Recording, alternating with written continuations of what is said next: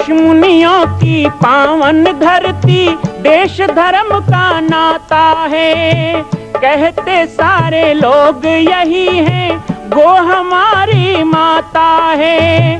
जाग उठो ओ भारतवासी, जाग उठो ओ भारतवासी, गो पर छुरियां चलती हैं। बंद करो गो माँ की हत्या, सारी जनता कहती है। बंद करो गो माँ की हत्या, सारी जनता कहती है।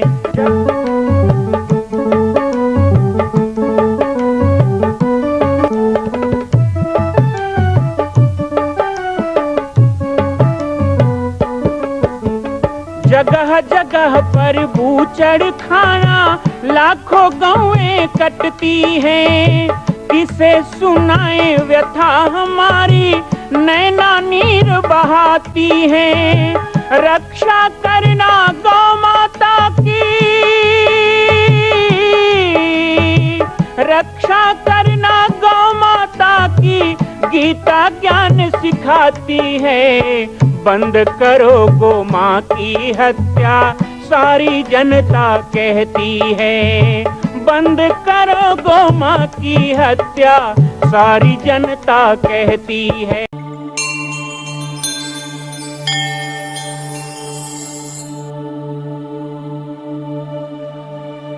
या देवी सर्वभूतेषु कुष्माण्डारूपेण संस्थिता, नमस्तस्यै नमस्तस्यै नमस्तस्यै नमो नमः।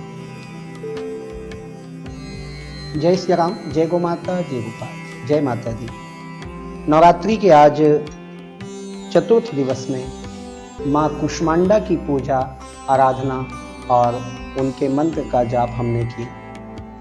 माँ कुष्मांडा की कथा भी अपने आप में रोचक, अद्भुत और रहस्यमय है। बहुत से लोग आज के दिन कुष्मांड बलि करने का विधान भी करते हैं। आज थोड़ी सी चर्चा हम कुष्मांड बलि और माँ के नाम कुष्मांडा होना और माँ कुष्मांडा के द्वारा किए गए कार्यों पर करेंगे। कहते हैं कि सृष्टि के प्रारंभ में जब भगवती माँ दुर्गा के विभिन्न रूपों के द्वारा सृष्टि के विभिन्न अंशों का प्राकट्य हुआ, माँ के शाकंभरी रूप से साग सब्जियों का, वनस्पतियों का, माँ के अन्नपूर्णा रूप से अन्न और धन धान्य का, इसी तरह माँ के लक्ष्मी रूप से हमारे ऐश्वर्य, धन, संपदा, मुद्रा का अलग अलग प्रकार से रूप प्रकट हुआ। इन्हीं रूपों में माँ भगवती के एक रूप कुष्मांडा का भी वर्णन मिलता है। दो शब्द से कुष्मांडा नाम की उत्पत्ति हुई है, कुष्म और अंड।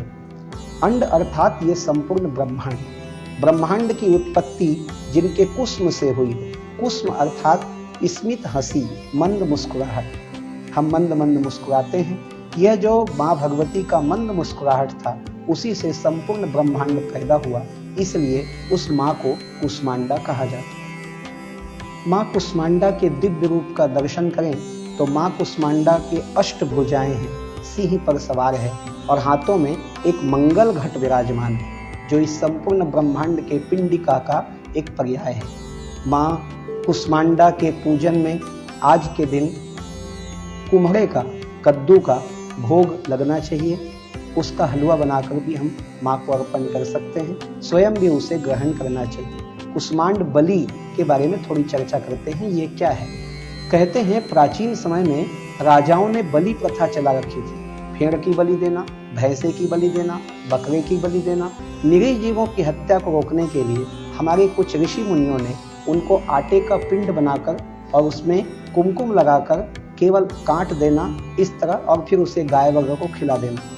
बाद में यही परंपरा दक्षिण भारत से कुष्मांड अर्थात कुम्हड़ा या रखिया की बलि देने के लिए सफ़ेद कद्दू या पीले कद्दू को काट कर माँ के चरणों में चढ़ाने की परंपरा बनाई गई। लेकिन हमारे हिसाब से कुष्मांड बलि का अर्थ है कुष्मांड को अर्पण करना, अर्थात कुम्हड़े का कोई भी पदार्थ आज के दिन पूजा में या फिर अपने भोजन में, फलाहार में आप शामिल करें। कुष्मांड बलि का यह अर्थ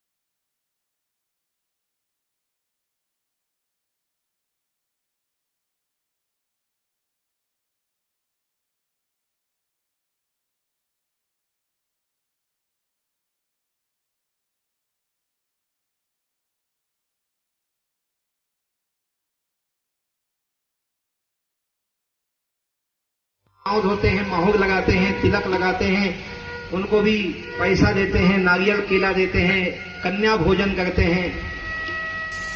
ऐसे ही 4-5 साल पहले मन में आया कि भाई मातृ पर्व है, माँ भगवती तो साक्षात माँ है और हमारी माताएं माँ भगवती के रूप हैं, तो फिर सबको सम्मान मिलता है नवरात्रि में, तो हमारी माताओं को सम्मान क्यों नहीं मिलना चाहिए, माताओं का एक दिन पूजन क्यों नहीं होना चाहिए। तो यहाँ कुछ लोग बैठे हैं जिनको याद होगा सुतिया पाठ में जब यज्ञ हो रहा था नवरात्रि में, तो हमने सुतिया पाठ में एक परंपरा प्रारंभ की पाटेश्वर धाम के द्वारा। और आज बड़े हर्ष की बात है कि हमारे चैनल के माध्यम से लोगों ने देखा और हमारे छत्तीसगढ़ में लोगों ने देखा। मैंने जब कहा तो दोनों नवरात्रि में सप्तमी के दिन हम एक सुहागन पूजा का आयोजन करते हैं जहां भी रहते हैं, और हम अकेले नहीं करते हैं, गांव गांव में हमारे शिष्य हैं, भक्त हैं। अब हजारों जगह पर सुहागन पूजा होती है। उस दिन सुहागन माताओं को आमंत्रित किया जाता है, जिसकी जो इच्छा हो, 5 बुलाएं, 9 बुलाएं, 7 बुलाएं। कई तो घर घर के ही माताओं को, अपने बेटी बहुओं को बुला लेते हैं और बढ़िया उनको दान मान सम्मान भोजन देकर और वस्त्र देकर के उनका सम्मान करते हैं, पूजन करते हैं। मैं तो इस मंच के माध्यम से आप जितने लोग यहाँ आए हैं, कोई शीतला मंदिर समिति से हैं, कोई दुर्गा उत्सव समिति से हैं, अलग अलग 20-25 गांव के लोग यहाँ बैठे हैं, हमारी माताएं बैठी हैं, तो आप लोगों से कहना चाहूंगा कि सप्तमी के दिन 2 अक्टूबर को रविवार को सप्तमी है। सप्तमी के दिन आप सब लोग अपने गांव में, दुर्गा पंडाल में, शीतला मंदिर में, अपने घर में सुख समृद्धि की कामना को लेकर सुहागन पूजा का आयोजन कीजिए और सुहागन माताओं को बैठाकर उनका पूजन करा के, उनको बढ़िया स्वादिष्ट भोजन करा करके और उनको जो अच्छा लगे वैसे वस्त्र दे करके उनका सम्मान करेंगे। मातृपर्व है, लेकिन मातृपर्व में माताओं की जिम्मेदारी और बड़ी होती है। मैं माताओं से भी निवेदन करूं, छोटी छोटी बात में घर टूटते हैं, छोटी छोटी बात में लड़ाई झगड़ा हो जाता है, छोटी सी बात हम सुन नहीं पाते हैं, पलट के जवाब देने की आदत हो जाती है और इसी के कारण अच्छे अच्छे घर टूट जाते हैं, अच्छे अच्छे परिवार टूट जाते हैं। माँ भगवती तोड़ने नहीं जोड़ने आई हैं। माँ भगवती शक्ति, भक्ति, मुक्ति, मोक्ष, समृद्धि और सुमति की देवी है।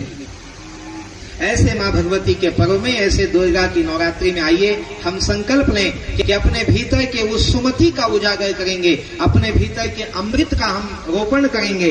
हम कुमति नहीं, विष नहीं बोएंगे, हम किसी के बीच जीवन में द्वंद्व नहीं लाएंगे और किसी को कष्ट देना तो बहुत दूर की बात है, हिंसा करना तो बहुत बड़ी बात हो गई। मैं तो कहता हूं कि हमारे द्वारा बोली गई बात सत्य को बोलना, सत्य कड़वा भी लगे तो बोलो, है ना। मैं सच बोलूं, सामने वाले को दुख लगेगा, दुख लगे लगने दो। सत्य को बोलना, सत्य किसी भी अवसर पर चूकना नहीं, लेकिन जबरदस्ती किसी का दिल दुखाने के लिए कड़ा जबान बोलना, कड़वी बात बोलना या फिर असत्य बोलना, ये गलत है। इसका त्याग करें। माँ भगवती के पावन स्वरूप का चिंतन करते हैं। आज नवरात्रि का द्वितीय दिवस है। सबसे पहले प्रथमा से प्रारंभ करें। माँ दुर्गा 9 दुर्गा ही नहीं होती है। हमारे शास्त्रों में कहा गया एको दुर्गा प्रकृति रूप। ये जो प्रकृति है ना, संपूर्ण संसार जिसके अनुसार चलता है। समय पे बरसात होती है, समय पे धूप होता है, समय पे गर्मी आती है, कौन करता है? ये सबको करने वाली कौन है? माता सीता ने जब पार्वती जी की प्रार्थना की, आप लोग रामायण पढ़ते हैं, माता पार्वती के मंदिर जाकर जब सीता जी ने उनकी पूजा की है, गिरजा पूजन जननी पठाई, तो वहां पर गोस्वामी तुलसीदास जी ने बहुत सुंदर स्तुति लिखी है। आइए भाव से, प्रेम से 2-4 चौपाई मां भगवती को समर्पित करेंगे। जय जय गीवर राज किशोरी, जय महेश मुख चंद्र चकोरी, जय राज किशोरी, जय महेश मुख चंद्र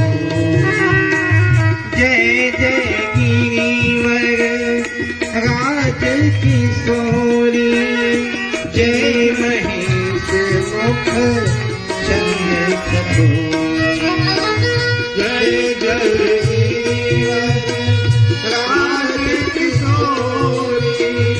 जय महेश जय गजबदन सदानन माता जय गजबदन गणेश की माँ कार्तिकेय की माँ जय गजबदन सदानन माता जय गजबदन सदानन माता जगत जननी दामिनी दुति गाता जगत जननी दामिनी दुति गाता भव भव विभव पराभव कारिणी भव भव विभव पराभव कारिणी भव भव विभव पराभव कारिणी भव भव विभव पराभव कारिणी। माँ कौन है? संसार को पैदा करने वाली, सृष्टि जन्म देने वाली वो माँ। पालन कौन करती है? जब से जन्म लिया अपने सीने का खून पिलाकर दूध पिलाकर पालन करने वाली प्रकृति रूपा एक माँ अपने बच्चे को पालती है। लेकिन हम सबको, सारी सृष्टि को हम कभी धरती माता कहते हैं, कभी प्रकृति को माँ कहते हैं, नदियों को माँ कहते हैं। ये समस्त सृष्टि में यत्र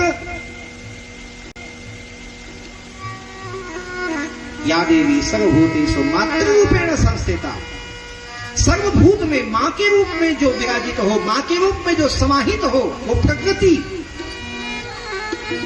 माता का एक ही रूप है, एक प्रकृति। इसलिए हम बार बार कहते हैं कि जो व्यक्ति, जो मनुष्य, जो माता, जो पुरुष प्रकृति का अपमान करता है, उसे माँ की पूजा करने का कोई अधिकार नहीं, और करेगा भी तो कोई फल नहीं। फलश्रुति बता रहा हूं। जल का अपमान करते हो, तालाब में जाते हो, वहीं गंदा करते हो। आप किसी भी देवी देवता का पूजा कर लो, कोई देवी, मुझे कई लोग कहते हैं जो कान नहीं फूका है उसके हाथ का शंकर जी पानी नहीं लेते हैं। मैं कहा जो फूका लिए उसका लेते हैं, क्या गारंटी है? नहीं, उनका क्या पानी डाले तो सीधा कैलाश जाता है। ये कहते हैं कि जो कान नहीं फुकाया उसके हाथ का पानी शिव में नहीं चढ़ेगा, उसका फला नहीं होगा, उसका, इसलिए कान फूकना जरूरी है। तो कई लोग बिना जाने समझे किसी के पास जाकर चल कान फूक दे। तुम चीला बन रहे हो कि कंघुआ निकलवा रहे हो? कान फूक दे नहीं। लेकिन एक बात सत्य है, कोई शिष्य बने ना बने, उसके हाथ का देवी देवता पूजा ले ना ले मुझे नहीं पता, लेकिन एक बात गांठ बांध लो, ये सत्य है, श्रुति है, वेदोक्त बातें हैं कि जो प्रकृति का सम्मान नहीं करता उसकी पूजा कोई देवी देवता नहीं लेता है। हम लोग कई बार अच्छे बड़े बड़े पूजा करते हैं ना, लेकिन फल नहीं मिलता, तो सोच में पड़ जाते हैं। दोष किसको देते हैं? काल ही कर्म ही ईश्वर ही मिथ्या दोष लगाए, जो न तरई भव सागर नर समाजस पाए। आप बताओ, हम दोष किसको देते हैं? भगवान को। हे भगवान, तुम्हारा इतना पूजा किया, तुम्हारा हवन किया, और उल्टा मुझको दुख दिया। अरे तुम किया तो ठीक है, लेकिन करने के लायक भी हो कि नहीं? लायक हो गए तब तो, नालायक हो गए तो थोड़े कोई फल नहीं। फलश्रुति कैसे होगा? जो व्यक्ति जल का सम्मान नहीं करता, जल को प्रणाम करना चाहिए। अच्छा, कई लोगों को देखा हो जब नहाते हैं ना तो पानी को छू के पांव पड़ते हैं, लेकिन नहाने के पहले क्या करते हैं? जब दंतवन मंजन करते हैं तब क्या करते हैं? वही पानी में खखाए के थूकते नहीं थूके? बता कैसे भगवान मानते हो? माताओं को भी देखा, अग्नि भगवान कह के जब भोजन बने तो थोड़ा दाल चावल ऐसे डालते हैं चूल्हा में। अब तो चूल्हा भी नहीं रह गया कई घर में, लेकिन जहाँ है अभी भी है ना। पहला मां कौशल्या की पावन जन्मभूमि छत्तीसगढ़ प्रांत में बालोद जिला में स्थित है श्री सर्वसिद्ध शक्तिपीठ जामड़ी पाटेश्वर धाम।